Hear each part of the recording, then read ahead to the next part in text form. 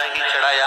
ये जो आप लोग प्रदोष की कल शिवरात्रि की कल पूजन करोगे, इसमें जो जो सामग्री आपको वर्णन करी गई है, सामग्री का स्मरण तो आपको होगा कि जो जो सामग्री आपको बताई गई है, 1 लोटा जल, गेहूं के 21 दाने, कमलगट्टे 5, चावल, साबुदाने 108, आखा चावल जो होता है, काली मिर्ची 21, काली तिल 1 चुटकी, धतूरा 1, बेलपत्र 7, शमी पत्र 7, गुलाब के फूल 7, सुपारी गोल 3 नग,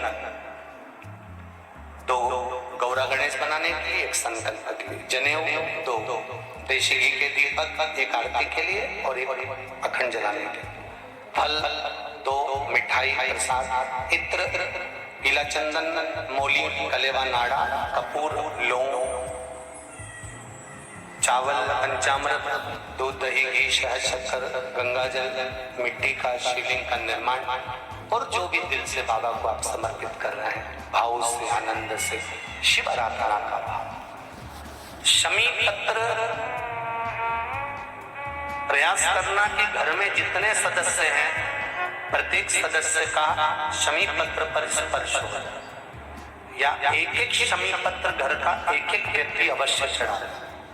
उससे जीवन में कहीं मार्ग अवरुद्ध हो रहा है, रुक रहा है, व्यापार रुक रहा है, या लक्ष्मी आने से रुक रही है, तो शमी पत्र शिवजी पर शिवरात्रि के दिन कल समर्पित जब आप लोग करेंगे तो उससे मार्ग खुल जाता है। जैसे बच्चों की पढ़ाई का हो, या व्यापार का हो, या व्यवसाय का हो, तो शमी पत्र का प्रयास जरूर करिएगा कि सब एक अलग अलग है।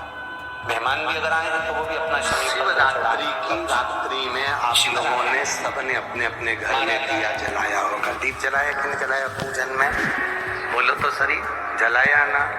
शंकर जी को बेलपत्री चढ़ाई कि नहीं चढ़ाई? चढ़ाई ना? अभिषेक पूजन किया ना?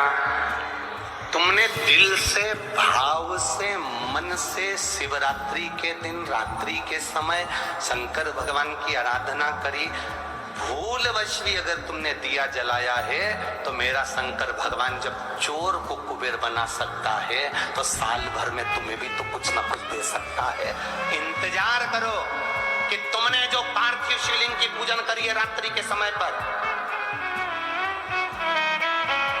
केवल पार्थिव शिवलिंग की पूजन रात को नहीं होती है, पर केवल शिवरात्रि, हरतालिका तीज, छोटी तीज, बड़ी तीज, अन्य जो त्योहार होते हैं, सोमवार की अष्टमी आदि कार्तिक जो उत्सव होते हैं, इसमें शिवरात्रि की रात्रि में, उसका मतलब ही शिवरात्रि है, रात के समय पर आप अभिषेक करो, पूजन करो, अर्चना करो।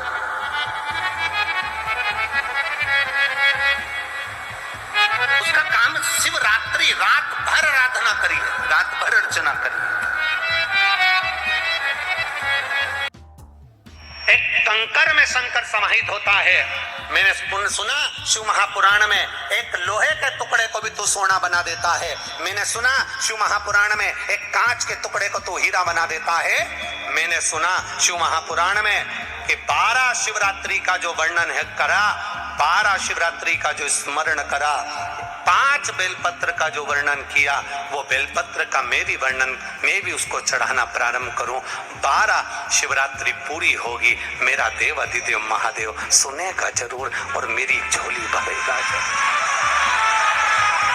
अब इसमें एक नियम भारी है, वो नियम का स्मरण करना कि नियम कैसा चाहिए। आप कर्जे में हो गए, परेशान हो गए, टेंशन में आ गए, जिंदगी बेकार सी लग रही है, निवेदन है मेहनत करना। जो काम को कर रहे हो, जो दुकान लगा रहे हो, जो कार्य कर रहे हो, ठेला चला रहे हो, ऑटो चला रहे हो, चलाते रहो, पर उसके साथ में बाबा पर भरोसा रखो। इसमें एक नियम भारी है। कौन सा नियम?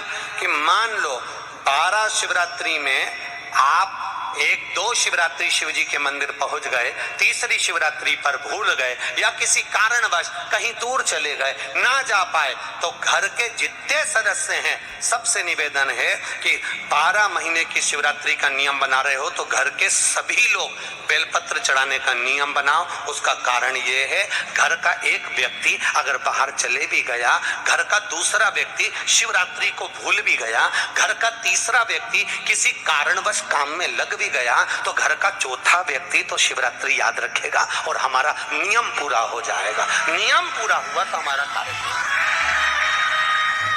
हम उस नियम को पूरा करें, हम उस कार्य को पूरा करें। मैं जब भी आप कोई सामग्री लेकर जाएं, या तो सामग्री में बेलपत्री डाल दें, और अगर बेलपत्री नहीं डालें तो उस बेलपत्री के केसे, उस सामग्री के केसे भी 3 हिस्से कर दें।